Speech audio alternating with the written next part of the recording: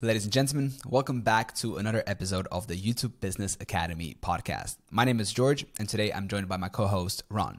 In this episode today, we are going to talk about how to get your first 100,000 views on your YouTube video.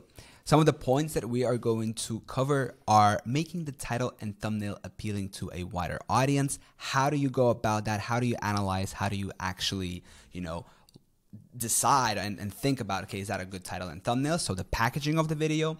And then a couple of more things are analyzing and looking and reading the writing on the wall, which is super important. And lastly, we are going to touch upon this new format of workshops that we've been having in our community, the YouTube Business Academy.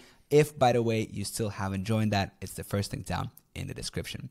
Ron, how are you? I'm doing good, actually. As you know, I've been a little bit in a monk mode lately, like a lot of focusing on YouTube, staying at home, and also because it's really cold outside here, so I don't have anything else to do, but I'm doing well. And what about you? You just came home back from winter sport? Yes, no? I just returned back from Austria. I was in Kitzbühel, and that was really fun. Did a little bit of winter sports, so now I am re-energized and ready to crush the YouTube game. You went to the saunas as well, right? Yeah, very nice. Yeah, exactly. I've experienced something which is called Kaiserbad, which is like a German sauna. So our German listeners are gonna know, but for people coming outside, it could be a little bit of a shock, like a cultural different shock. But for me, it wasn't, because I'm really used to naked saunas and stuff. But anyway, that's for a whole other different conversation. Yeah, we're talking about YouTube. All I want to say right now is just that it was amazing. So with that in mind, let's jump right into it. So how has been your YouTube progress? What's new? What's on your mind? Yeah, basically I've been deep diving into a lot of YouTube videos lately because I just want to find out what's the secret sauce that people are having or are using to go viral and to get so many views. Because first glance, I check some videos and they look on the outside, they look so simple. Like you see the thumbnail and you see the title and you think how did it got millions of views? Why? I can do that as well. Yeah, exactly. And that's probably also a reason why a lot of people start with the YouTube automation game, because it looks very easy on the outside. Yeah. But deep diving into it sometimes, a lot of times, it's more difficult than you think. So when I started out almost a year ago, and I thought I made things way too complicated. I always thought when you make a video, you need to have a very specific angle that makes it interesting. You need to add some drama to it. You need to do this and this and this.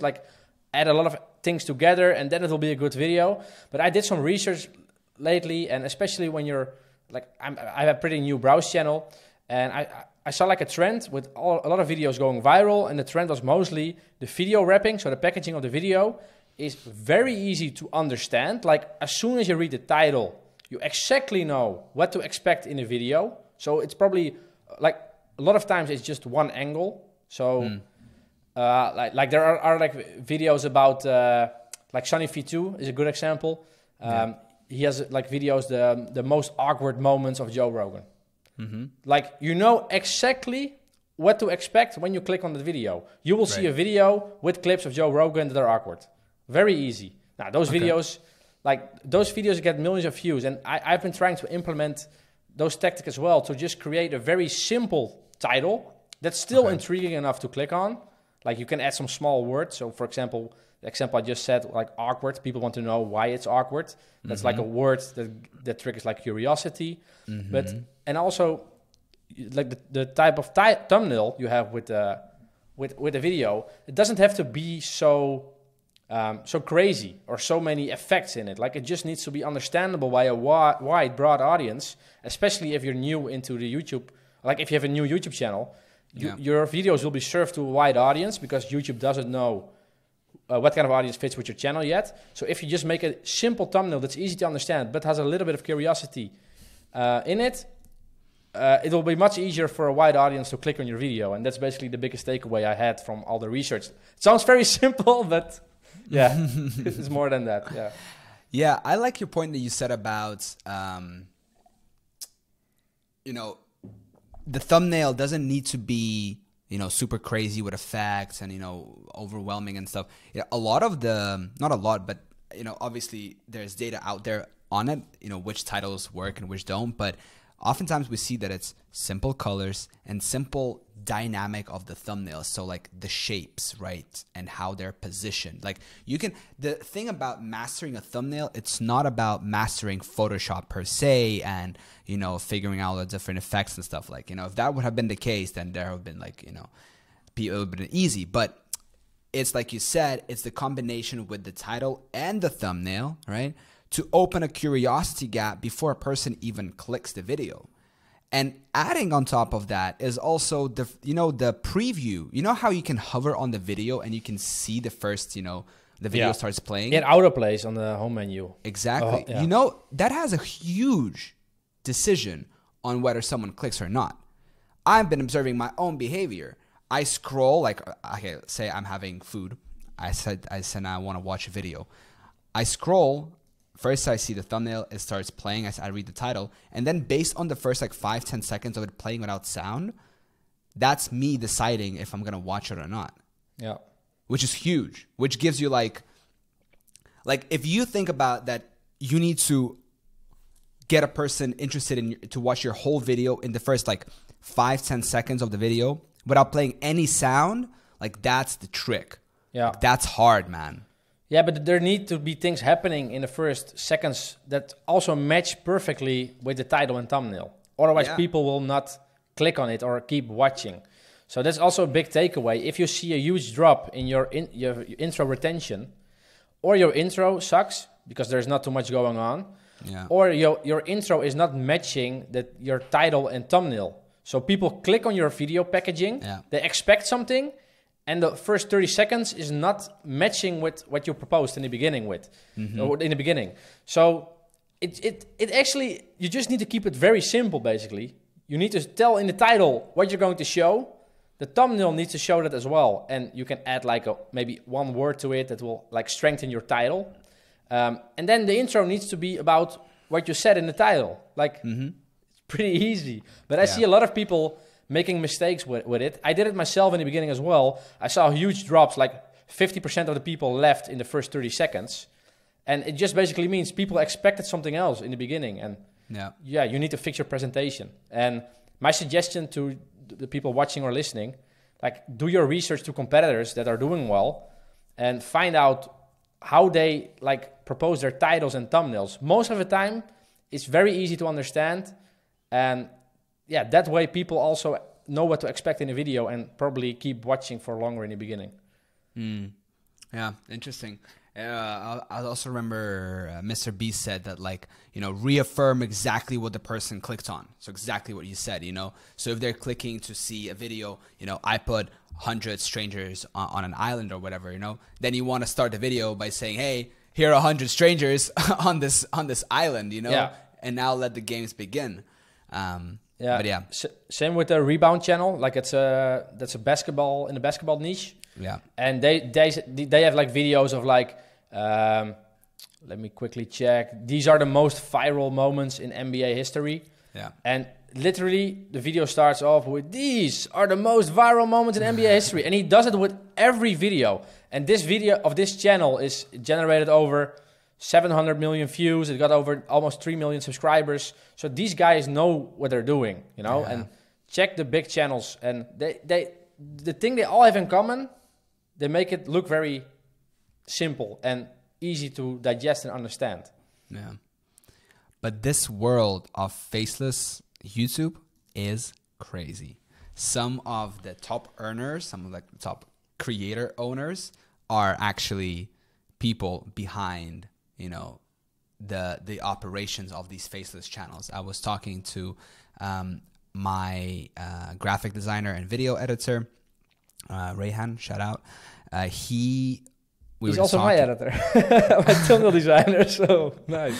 Yeah, he has a good team, and so we were talking on the phone, and he said that he has a client whom he makes thumbnails for, and the client, I think, like wired him like $2,000 for, you know, some, like certain like hundreds of thumbnails. I think he told me. Yeah. He told you about that? Yeah. And that guy hires people from like Harvard and Stanford, like engineers, to make a program that is integrated with the Google API, so with the YouTube API, and they're basically like I don't know exactly what it is, but he was telling me, and I was like in awe. I was like, whoa, you know. And that guy runs like, what was it, like over 100 channels or something? I can't remember exactly what it is, but it's like insane numbers, right? Like insane numbers. So that really opened my eye to like, okay, you know, this faceless YouTube thing is there are people behind it that are like huge, you know. Yeah, you have one guy from Facts First. I think his channel got like 9 million subscribers. And it's also like a faceless channel, and the owner of the channel, I think his channel name is Side Hustle Culture. He's also giving away value about YouTube automation, and also what he's telling, like it's crazy, like how all those systems are like set up, and also like Watch Mojo, that guy, he has like multiple, like that's a very big one. He started really early, but he has like also an interview on YouTube, which is also very interesting to watch back, but. It's basically you have a media company, and a lot of YouTube automation channel owners, they maybe start off with one channel, it's successful, they will start building a second channel, which is kind of related to their main channel. They send traffic from their main channel to the second channel, and 3 years further, you have like a whole media company that's like dominating in a certain niche or area, and then it's not just, oh, I have a YouTube channel, then you have like an actual media company, which is kind of crazy. And like 10 years ago, like it was never, you could never have like such a media company and operate it from your bedroom, you know? But what's the difference between an old-fashioned media company and a YouTube media company? It's slowly shifting, I think. It's shifting, you know? For sure, but like let's take like an old school media company, right? Let's say, I don't know, Disney, right? That's the biggest one that comes to mind.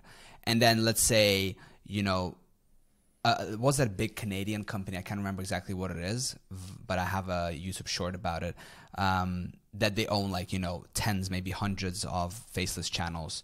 And and they're only on YouTube, right? So those are two complete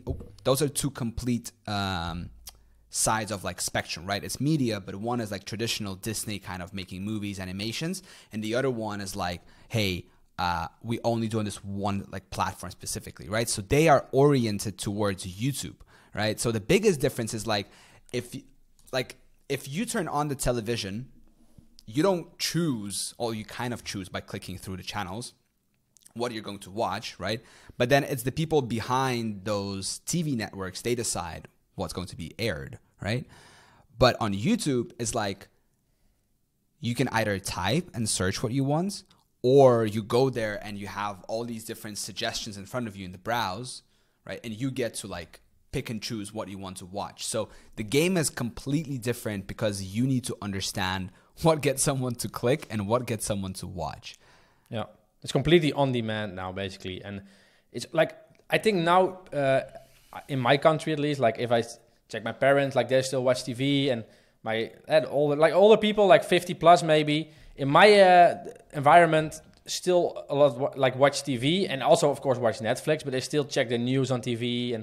But I think 10, 20 years ahead, like those people will become older, and like once a generation that grown up with like the phone becomes older, I think they will never watch TV again. So it will slowly fade away. I think like linear TV, like cable TV. I don't even have cable TV at home. I don't have a TV. Yeah, well. No, like in my environment, we don't have, like my parents bought a TV recently, a new one, and we have the cable, but we didn't connect it because I told them, why? You guys watch YouTube themselves, right? They don't watch like news and stuff on the TV. They get it from the internet as well. So yeah, I don't know. It's a big shift. Yeah. But it's crazy. It's crazy. I think that you can just build like media companies out of your bedroom if you know how the game works, you know, because if you get like decent amount of views, you can have a decent amount of cash flow coming in, and you can invest in so many good freelancers, and you can basically start the spin wheel, and from there things can go really fast if you have the cash flow to invest in like talent and everything. Yeah, 100%. It's very competitive. It's really hard, and it's very expensive. Okay. Now you got to choose which one of those you want to incur in the beginning, right? Let's say you don't have any cash, right? But you are hungry, right? You can start making everything yourself. Like we have the guy, he goes by the nickname of Same in our community. Dude, he's like 16. He's also from the Netherlands. He's making like over $5,000 a month making videos from his bedroom, dude. Yeah. Or if you have a little bit of money, shorts videos can still be done. Shorts as well. However, RPM at the moment is not the best. Yeah. But like those two are still, it's still possible to get like familiar with the YouTube game.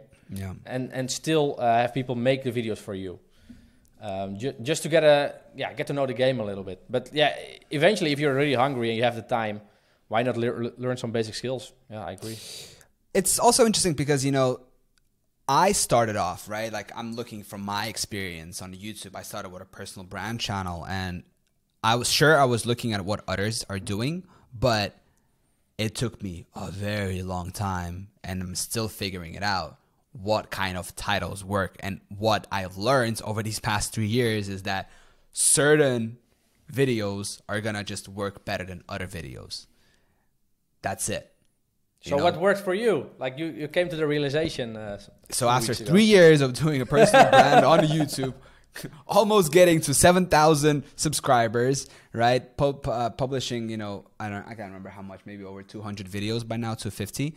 I've learned that you need to make videos that are working for other people. Let's say, for example, that on my channel, I've noticed a recurring pattern that every time I make a video titled, I tried X, Y, and Z, plug whatever you want there, affiliate marketing, drop shipping, YouTube automation, for X amount of days, right? 7 days, 30 days. That video gets 10 times the views, the amount of views than other videos get. Yeah. It's just like go on my channel, check it out. I make a video, gets 200-300 views, like a random one. I make a video titled, I tried, you know, affiliate marketing on TikTok for 7 days. Boom, 90% search traffic, almost 5,000 views in 20 days. And the video is not even good. Like, I didn't plan it. I just literally, I was like, oh, let me just record my screen. So I started doing it. I started recording my screen, started recording my camera. That's it. Now, think about it. If I make a similar video, but with good storytelling, with, you know, good planning, and that can be a game changer. So once again, I talked to Rayhan and he was like, dude, if you just make like 20 of these videos like this, like really good ones, bangers, you'll be at 100K. And that really inspired me and it really makes sense in my head. You know what I mean? Like if I just double down on this thing that works and make it even better, because you need to understand one thing on YouTube is like the increase in your video performance is not proportional to the increase in the reach you get. Okay, now think about that for a second. What does that mean? That means that if you improve your video, let's say you have a 8-minute video, right? And you have an average view retention of, 40%, right? Let's just say an example. Now, if you get it to 45%, right, you will see a little increase in performance. But if you get that video to, let's say, 50% retention, right, the improvement is not going to be a 10% improvement in views, right? So it's not like you're going to go from 300 views to, 330. It can be going from 300 to like 3,000, So a 10% improvement in retention can be a 10x improvement in reach and eventually views as well. You know what I mean? That is crazy. Yeah. That's combined with CTR. Exactly. That is the craziest thing. So like putting a little bit of like putting more effort into each video and making sure that you have a banger story, that you have, a good hook, that, you have something at the end. So like, people are continually watching, you have a good packaging and everything. That is the ultimate thing. YouTube is a moving, living thing as well. Back in the day, it used to be of the Casey Neistat era. It used to be daily uploads, right? It used to be like upload daily. The train doesn't stop. I'm still in the party mode. But now it's like we are now going through the crazy spectacle era of like Mr. Beast and all that. I spent $100 million on this video or whatever. like, sure, like each single video is like crazy quality. But I feel like now we're slowly shifting into an era of more of like, I recently yesterday watched a Ryan Trahan video. He has a new one. It's like, I survived the loneliest job. And he goes to an island in Norway where he just like spends a day or 2 days in a lighthouse, like cleaning and stuff. It's super, like, you would never think that you can make that into a really interesting story. But I was in awe watching that video because it's amazing storytelling. It's the kind of storytelling that you're like, whoa, you know, like very, very good. Yeah, but I've also seen like the trend, like more people are talking out of their own experience. And like, as you mentioned with your new like ideas of your current your current video ideas, it's all talking about how I did something instead of like back in the days with how to make money. It's all like in the guys that's making the video is sitting in a role of like a teacher. Hey, this is how you should make money. But now it's all like more transparent in my opinion, and people are just sharing their experience with how I did it instead of telling someone how to do something. I think that's also a transition. People are more talking about their own experience. Yeah. Instead of just saying how you should do something. Yeah, I think it's just all natural, you know, because like everything is evolving, everything is changing, you know, the audience as well. Like, sure, there are newcomers into the market all the time, people who are uneducated, people who are just getting sucked into the online world and who need to go through a couple of webinars and, you know, get sold on a couple of courses and stuff like that. But eventually, you know, people get educated and familiar with the online space because it's a whole different world. You know what I mean? Like, you need to learn how to navigate this world, really. Yep. And yeah, I think you're 100% right about that. Maybe newcomers would be drawn to something like that. Like, hey, I'm going to, you know, show you how you can do that.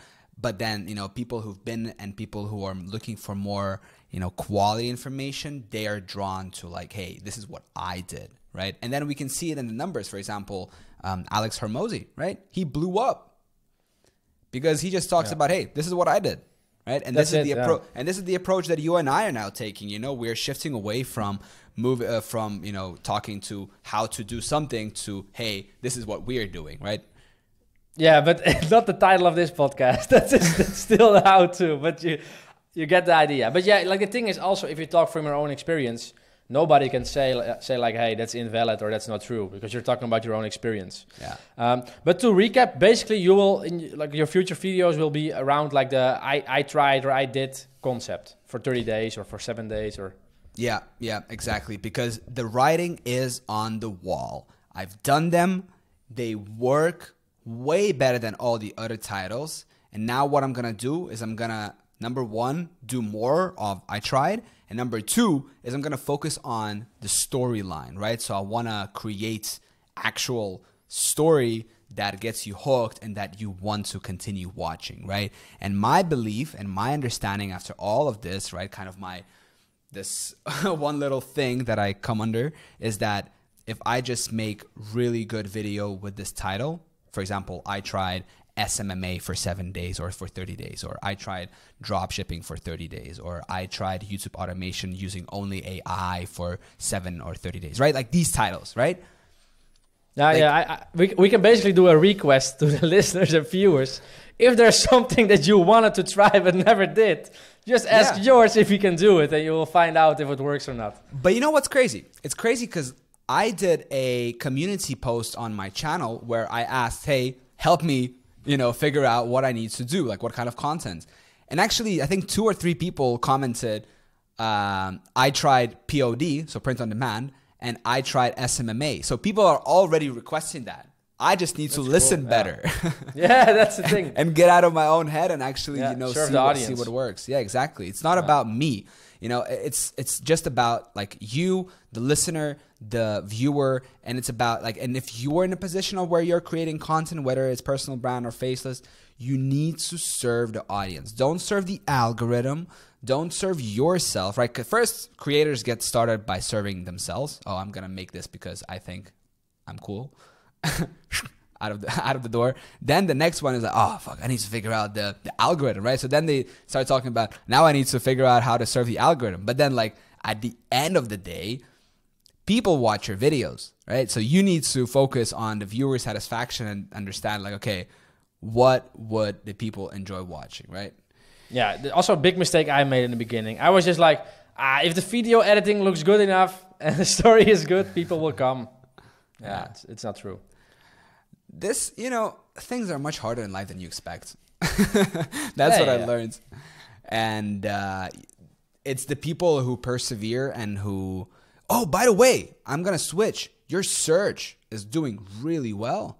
Yeah, search is picking up nicely and slowly focusing now on more long-form videos, so 8 minutes plus, to get a higher CPM, or like revenue. How many views are you getting now every 48 hours on your search channel? Around 19K now. And, so how much is that in revenue per day, approx? Per day, it's between only 13 to 16, to 15. Okay. So, but that's why I'm doing more and more longer videos, because I have videos getting like 2K views and the earnings are like $2. So it doesn't make sense to make more of those. Yeah. So I'm now publishing 35 longs per month and 120, 150 shorts per month, like shorter videos, tutorials. Yeah. So more doubling down on the revenue and not as much as the views. But I'm still doing the short videos to build up like the authority. Yeah. So get the subscribers, get the views, so YouTube knows like, oh, he's uploading a lot and he's like the real deal, I hope. So yeah, I will just continue, and I think within a year, around $1,500, I hope, in 1 year, over 1 year. I think it's realistic. Nice. Yeah, that'd be nice. A little cash flow come into your pocket. Yeah. Basically, I told you before, like I'm spending 1 hour a week just finding the topics, and the rest is almost all automated. So I'm not uploading, I'm not making the thumbnails, I'm not making the videos. So if 1 year from now it's making 1K to 2K, 1 to 2K a month, I will keep investing like 500 to 600 euros, but then I still have like at least 1,000 extra a month. Yeah, just in the pocket, and I can invest in new channels or just keep it, or I don't know. No, it's good. It's good. The consistent cash flow from search is amazing. Yeah. But yeah, dude, let's touch about the last point of this episode today is the workshops. So we are introducing a new thing, or we actually already did. We've done one. Yeah. Basically, 2 weeks ago. I think 2 weeks ago, we did like a workshop or a masterclass, like how you would like to see it. Like as I told in the beginning, I'm doing more and more research, and I'm like checking out certain channels in my niche, but also in different niches, and analyze like how is their video opening, like how do they really hook the audience through the whole video? How does the video editing look in the beginning, and how do they really hook the audience with the video editing, and blah blah blah blah, like everything. And I basically shared my first findings of Sunny V2, big YouTuber. I shared it in the masterclass 2 weeks ago, and if you're in the community, you can just join and ask your questions. And it's basically I go by every point of the YouTuber and analyze like, hey, why does he does this thing to, like, it's all basically tips and tricks big YouTubers are using to keep you hooked, to make you click. And a lot of things are very subtle, you don't notice them. And maybe by joining the masterclass, you can learn something. And we're introducing that to YBA. Yeah, that was super amazing. It's a new concept. And so before we used to do these masterminds where we would invite someone who's already doing really well on YouTube, and they would, talk about their story. And we still do that, by the way. Yeah, we still do that. It's still cool. But what we tried doing now is Ron shared this document with me. He was like, hey, I've been doing a bunch of research. And I was like, dude. And he's like, I'm just going to publish it on in the community. I'm like, dude. I'm like, wait, this is amazing. Like we should do this, like, together with everyone. So then we did. And that was our first little upgrade. Then the next upgrade was George, another guy from the community, messaged me right after the workshop. And he's like, guys, why aren't you like streaming this live on YouTube? Like you'll reach so many more people than just doing it internally. And I was like, wait. That's a brilliant idea. Why didn't we think of that earlier? So now what we're going to be doing is both, like, I'm going to be putting together documents. Ron is going to be putting together documents with all the different research and insights, breaking down, different channels and faceless and personal brand. Just, because we are in this deep, right? We're in this like every day, right? Taking notes and researching and all insights. So once we have a compiled and organized list of, you know, breaking down a specific channel, for example, like you can go back and check out, there's a Sunny V2 breakdown, right, on this in this episode of podcast or on YouTube. And yeah, that's what we're going to be doing now more of. So every time we're going to have, maybe next week we'll do one as well. Sure. So maybe by the time you're listening to this, it's either live or what's happening now. But it's basically, we sit down and we go point by point, breaking down exactly like Ron said, okay, this is the channel, this is what they're doing, this is what we've learned so far. And yeah, I think this, people loved it, right? It's beneficial for everyone. It's free. If you would like to join and ask your question, we would like to invite you as well. So click the link in the description below, join the community. It's on Discord, it's free. We're going to be sending out emails as well, announcing when the workshop is going to be happening. So that's going to be a lot of fun and very beneficial and valuable for everyone, right? We learn by explaining and teaching it to others. You guys find it beneficial because you get, you know, someone else analyzing a lot of information and just giving you kind of like the creme de la crop. I think that's the creme de la creme. I think creme de la creme. Yeah. And yeah, I think it's going to work super well. But for now, we're just focusing on just really providing value and not so much on anything else. Just learning ourselves and kind of in the grind mode, just putting our heads down and just doing the work, you know, and eventually something good is going to come out of it. Exactly. Yeah, so make sure to join the Discord community if you're not in there, so you don't miss the next announcement of the masterclass or the mastermind. Yeah. And if you have any questions for us, please do let us know, because maybe we should make a separate channel on Discord where people can like leave their questions, be like, hey, can you guys talk about this? You know, can you guys talk about this? And that would be cool. I think we should figure something out like this, by the way. This is a good idea. Yeah. So anyway, I hope you guys found this podcast episode valuable. Thank you so much for watching, listening, subscribing, and we will see you in the next one. Ciao. Yes. Bye-bye.